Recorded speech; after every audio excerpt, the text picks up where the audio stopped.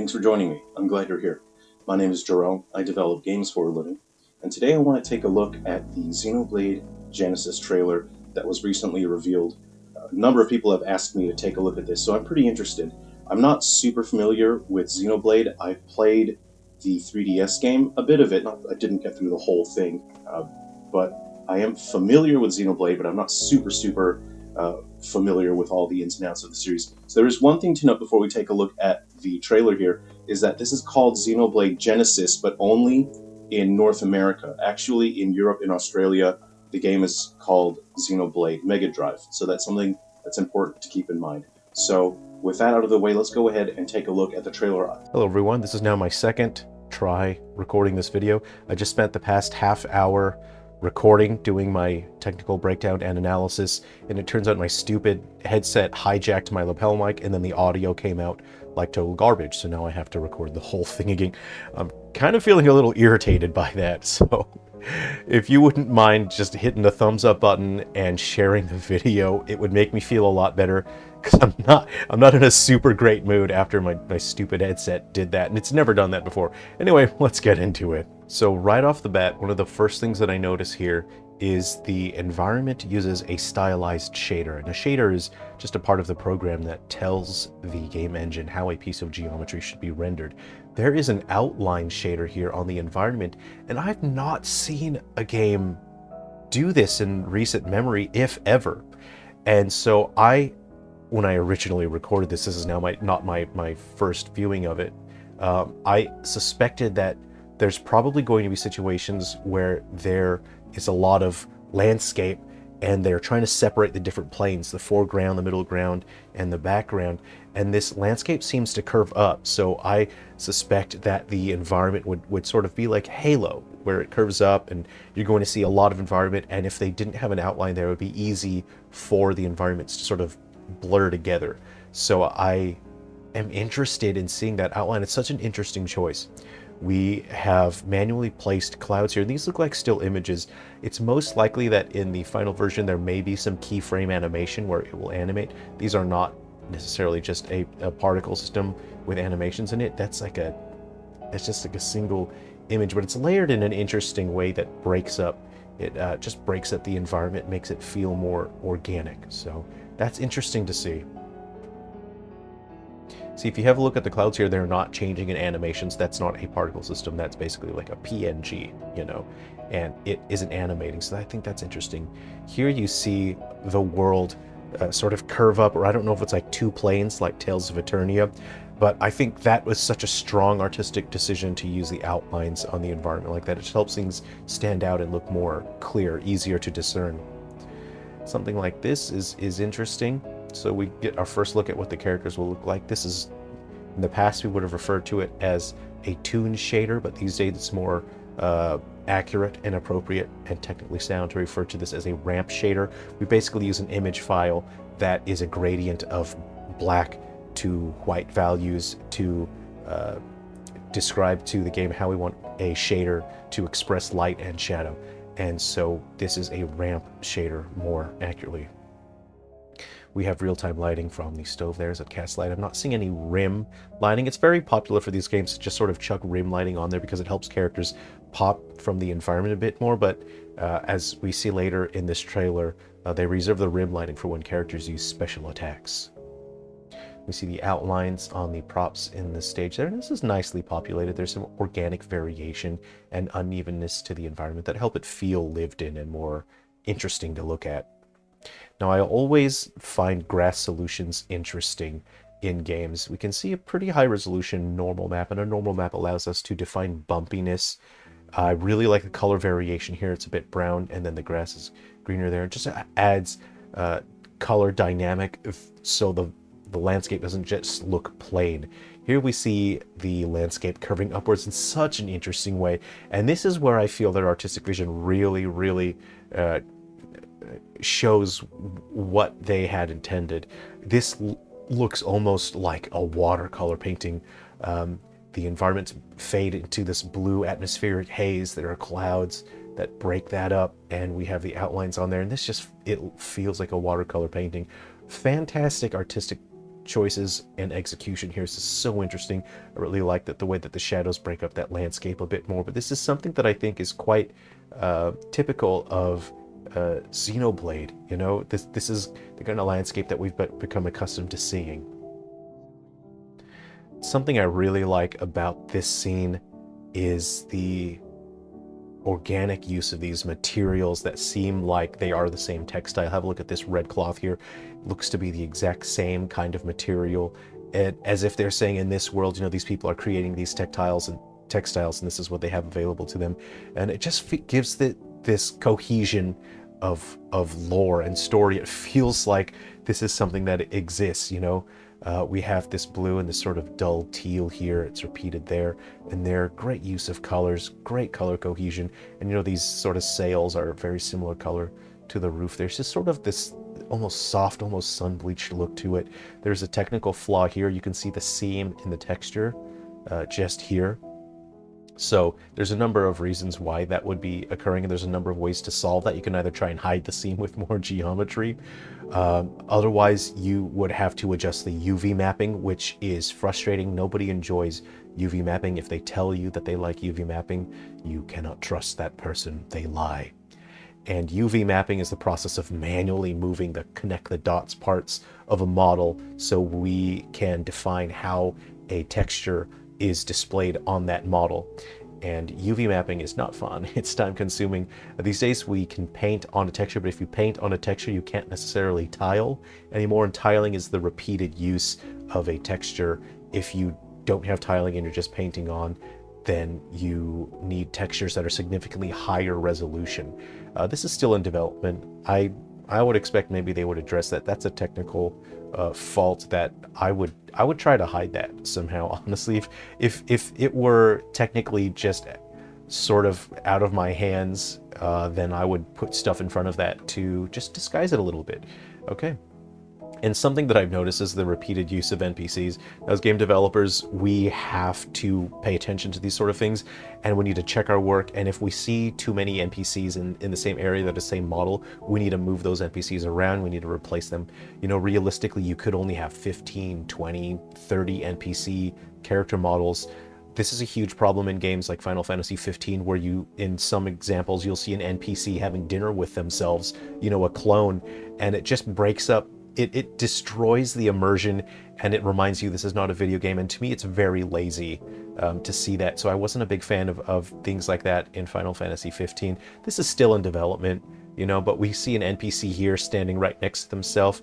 And then if I move over a little bit, this NPC is also the exact same one as their. Again, this is still in development. Whether or not this is something that they have the resources and the instructions to address, because we have limited time and limited resources when developing a game, and there is a massive amount of work we have to do. So if the director doesn't say to fix it, then you have to focus on whatever has higher priority. This is something, for me personally, I would just swap that model out with a different NPC, but this may be all the NPCs that they have right now at this point in development. This is an excellent example of using verticality to build a scene. Something I notice about these developers is they really have a strong understanding of using verticality and breaking the line. Breaking the line is a design philosophy where you have to add variation, not just in terms of composition, but of texture, of color, of tonal dynamic to make something look interesting. The most boring thing to look at would be a flat horizon, just a straight line. And that's something we often see in Pokemon Scarlet and Violet. And I bring that game up often because it's the perfect example of how to build environments totally wrong. Here's the exact opposite of Pokemon Scarlet and Violet. I'm a big fan of Scarlet and Violet. I really enjoy those games. I think they're very fun. But you can see that there, you know, for example, this line here is broken up by the variation in the rocks here, especially in the elevation of that. And then behind that, we have trees that break that up. We have a look at this line here, and that's broken up again by the variation, but it curves up. And then behind that, if we didn't have these trees, it would look quite plain, because then they wouldn't have broken the line. These trees break that line, not just in terms of color, but of tonal dynamic and texture. The tree leaves have different texture than the rock. And when I say texture, I'm not necessarily talking about the video game texture, but visual artistic texture. I really enjoy these sort of soft sun-bleached colors on the roofs here. really fantastic. Oh, you see a couple waterfalls here as well. We even have variation in height. So again, using variation and verticality to build something that's visually interesting. This is something that Pokemon Scarlet and Violet get so very, very, very wrong. If you want to see an example of what I'm talking about, just boot the game up. I bet you've got it, because that's like the highest selling Pokemon game. Boot it up and look around, and you don't have anything that looks interesting like this. They use the foliage in just the right ways to break up the lines. If they didn't have that grass there, you would see lines where the fence intersects with the ground. Very nicely composed. These scene builders are strong artists, and we're only 17 seconds in to this trailer, and there's so much to look at. This is a frame by frame keyframe anime, or not key, frame by frame on the fire here. If you were to go frame by frame, you would see the actual flames of the fire, but they have multiple instances of the fire. This is a particle system. I use a similar approach to when I have campfires in my games. That is it, the Deadlights. Sorry, I was just watching It, Welcome to Derry, then I had to rewatch the It movies. So this is where things start to get serious, and there's something that's understated, but these developers really understand how to build a scene and use layering. You know, the particle effects sort of make that hazy, but higher up you can still see the structure here. The particle effects of all the magic attacks, which we're going to see shortly. These developers really know what they're doing, and they do a great job. I really like the plain armor that lets you know these guys are not that important, but you know, there's enough detail on them to make them look interesting. You have this neat gambeson type armor here, but the colors are very dull, and its color complexity is something that we relate, and detail density is something that we relate to power. And that's why we're going to see some characters here that are more important to the plot in just a moment. This character has more detail density, more color complexity, and it lets us know immediately. They don't have to tell us. They don't have to actively say, oh, this character is more important than those guys. We understand that. And this is a form, it's a part of visual communication, deeply understanding your art, is we correlate, as viewers, we correlate detail density with importance and strength. And these particle effects are so cool. So she's a magical girl. I think this is a magical boy here. He's drawing his sword. There's a hole there, which I think comes into play later on. They do a great job with these. Oh, you know what? I really like these buttons on this kind of gambeson armor. But then at this point, it doesn't really look like gambeson. It looks more like my grandmother's leather couch from 1912. Oh, I really like the hair here. So the approach that they take with the hair is they let the normal map do all the heavy lifting in terms of the texture of the hair. So you can see we don't see the individual strands painted, but I really like this dark variation as the hair is lower down. You have this darker color that's hand painted as part of the texture. That doesn't look like it's part of any sort of shader process. And we don't have the lines of the hair painted in something, you know, the individual strands of hair are not modeled as they are in games like Final Fantasy Remake and Rebirth, where the hair's individual strands, that's much more expensive to render and to process. But this, we use a normal map, and a normal map is an image file. It's part of the material, and it helps us define bumpiness so we can catch light and we can convey shadows in an interesting way. So the normal map, you know, you can see the strands of hair. The normal map is doing all of the heavy lifting. That's not part of the model. But I really like this hand-painted variation in the color there. Great work. It's interesting. The hair looks really cool in this game. Oh, he's got a magic ball, and he's going to stick that magic ball in the sword there. Now, I'm sure you'll get people that complain about the pixelation, like, oh, you can see the pixels. Look, there's a limit to the texture resolution that we can use for our graphical assets. And if you are trying to fit a game on a 64 gigabyte cartridge, I hope this is going to launch on a physical cartridge, then you have to balance out what will be the end file size of the game and how important is it that this is a higher resolution. I think they could probably use a form of pixel filtering to alleviate the pixelation on that. But again, this is probably a situation where this is the only time we see the weapon that close, and then 99.9% of the time you would not even see the weapon that close. And then it's a point of, was it worth making a texture that takes up 4 times the amount of memory and storage just to get rid of those pixels? So we have to consider those and make those decisions as developers. We have to think about those things. I do like magic balls. Ooh, this inside bit is rotating. Something really cool about the Xenoblade games is they combine magic and technology in kind of a way that Phantasy Star does. In a way. Well, there's more magic in this, you know. Whoa, the magic ball turned into some other thing. Pretty neat.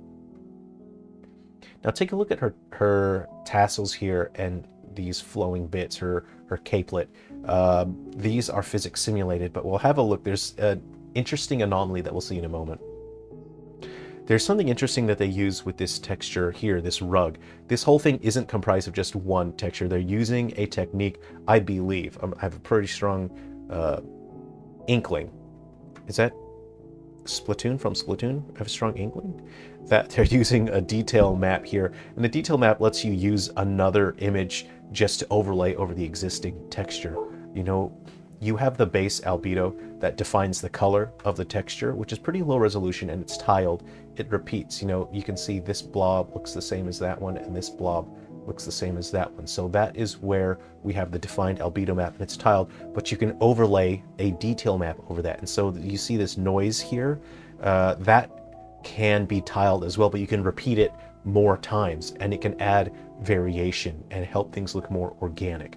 Otherwise, if we didn't have that noise, and if we were to try to bake that noise detail into the texture, this texture could be, you know, 10 times the size that it normally would be. But detail maps let you tile stuff so you can have smaller resolution image files for the textures and repeat them and still have things look like they have more detail. So that's an important technique. Detail mapping is pretty important when you want to optimize and make things look a little more detailed. I really like the strong color choices here. It's just neat to see this warm yellow amber lights and then purple and blue up here. I find it so boring when games just use like, oh, this is realistic, it's photorealistic. Yeah, well, photorealistic isn't necessarily interesting. This is stylized. It feels like it is painted by hand because there are so many decisions here that have strong artistic process behind them, and having these variation in the color here is so interesting. But here's a graphical anomaly. You take a look at her capelet thing and these tassels as they're floating high up. Look how high up they're floating as she walks. So it looks like it's a windy day, you know, and her tassels are being blown up. I'm not sure if this is something they care to fix, but for me personally, I would look at it and I would adjust that.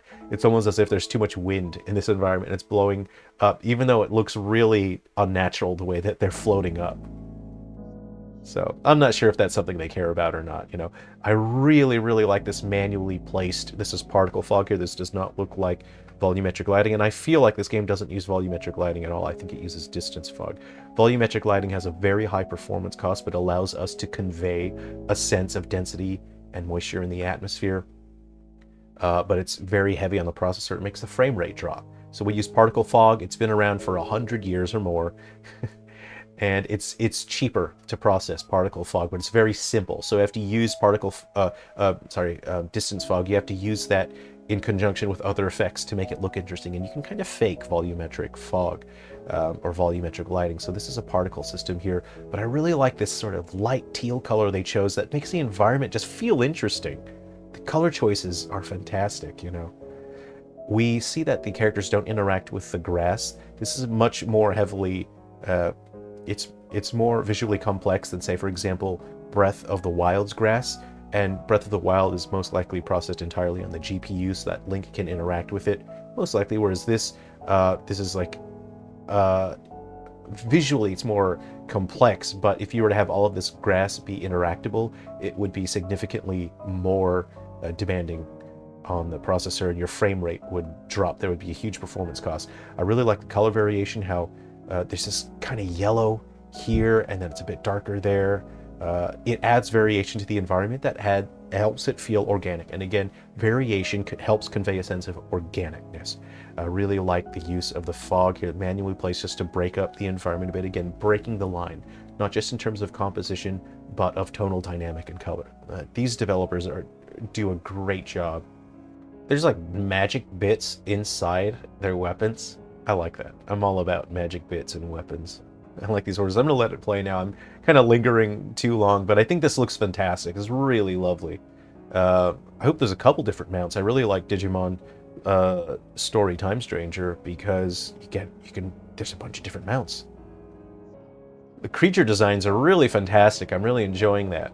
The eyes are so interesting. Look how much reflection they have in terms of highlights. You know, we don't get to see for very long. That looks like it's not baked in, and it looks like it's processed by the shader in real time. And that's how you make characters feel alive, is a highlight in the eyes. If you want to make a character look dead, remove the highlights and they have this very dull look. These look fantastic, and then this sort of suborbital red on the inside of the eye helps it look organic as opposed to looking like a porcelain doll. I think they've done an excellent job here. Got some magic bits. This looks great. Really strong cinematic directing here. There is a technical flaw as you see the hair clipping into the body. The hair is using something called physics simulation, but there's so many different ways to portray physics simulation. You could have physics simulation that doesn't have any collision systems involved with it. With hair, for me personally, for my solutions, I do use hair solutions with physics collision detection, and what we do is we put a collider, which is an invisible hitbox. We put that inside the body so that the hair itself has colliders, so if those colliders touch those, it won't go through. This does not have that. This is something that I've noticed in other Xenoblade games as well, so I'm not sure if this is something that they care about. It really comes down to what the director says. If the director says, hey, let's not have the hair clip into the body, it's really easy to fix that. If your solution, if your hair simulation has colliders, if it's like a vertex displacement sort of thing, then there won't be physics simulation necessarily for colliders. But this is a situation where every time I see this, it ruins a scene for me. It's so distracting because why is it, everything else looks so good, why is the hair going into the body? This is not hard to fix. Now, I'm not saying it's bad. It really comes down to they have so much stuff to do in these games. Is it important for them? Doesn't matter. For me, it's really distracting. Okay.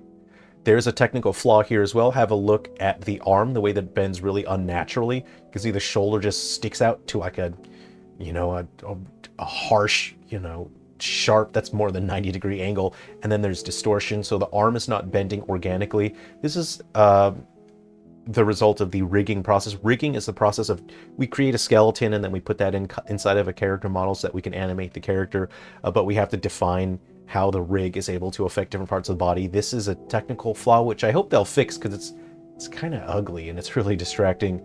But it may be something that it's so low on the priority list that maybe they won't fix it.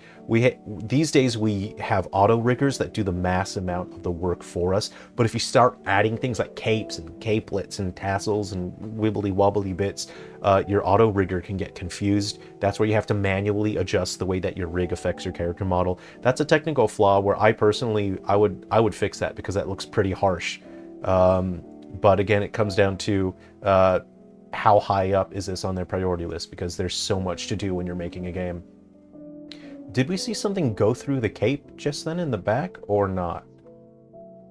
No. Oh. Oh. Yes. You can see her shoulder clips through the cape. So that is, her shoulder is visible through the cape. And that, again, if your physics simulation does not, if you're not using colliders, then that's going to happen. That's going to, and even if you have colliders, that can still happen. Whoa, that's a cool creature. Look at that. Oh, cool dude or chick or whatever that is. She's creepy. This looks a little animal dude. These are really, I think all of the character designs are just really neat in this. They do such a great job. Magical girl. This looks like a fun cast of characters. I would go on an adventure with these people. 6 suns is a lot. That's too many suns, I think. This looks really great. I think they've done a fantastic job on this. Only a couple technical faults. Oh, you can see, whoa, the grass is rendered so far in the distance there. We'll have a look at the, I'll just let this play again one more time just here. You can see the grass being rendered really far, like look how far that is, and then in the distance a bit more, you can see the grass popping in. But it's rendered in it so far that it's not, I don't think that's negative. I think it's really good that it renders so far. They've done such a great job on this. Anyway, I hope you've enjoyed taking a look at this game with me. If there's any other Xenoblade stuff you would like me to take a look at, please let me know. If you have requests for other games or other topics, please let me know. I hope you've enjoyed this episode. Thanks for spending some time with me today. Be well. Take care. I'll see you around.